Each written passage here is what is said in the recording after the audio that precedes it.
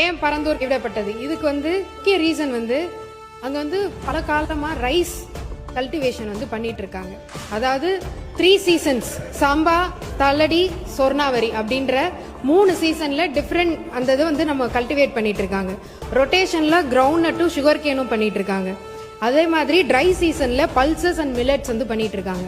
இதை தவிர thousands of metric ton rice annually Tamil Nadu civil supplies கார்பரேஷனுக்கு கொடுத்துட்டு இருக்காங்க அங்க இருக்கிற விவசாயிகள். இது மட்டும் இல்லாம பிடிஎஸ் டிஸ்ட்ரிபியூஷனுக்கும் அவங்க கொடுத்துட்டு இருக்காங்க. இந்த நிலம் என்ன அப்படின்னு பாத்தீங்கன்னா, எப்பயுமே ஒரு வாட்டர் பாடி, அதாவது மழை பெய்யாம இருந்தாலும் அது கல்டிவேஷன் நடக்கக்கூடிய அப்படிப்பட்ட ஒரு விளை நிலம். அந்த இடத்த நம்ம இன்னைக்கு ஏர்போர்ட்டா மாத்தணும்னு சொல்லிட்டு இருக்கோம்.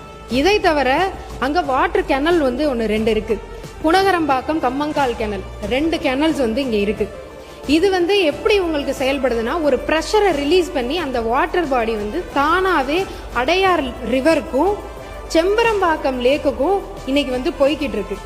இதை நம்ம அழிச்சிட்டோம் அப்படின்னா ஆட்டோமேட்டிக்கா சென்னை சிட்டிக்கு உள்ளேயே ஃப்ளட் வர்றதுக்கான பல வாய்ப்புகள் இருக்கு.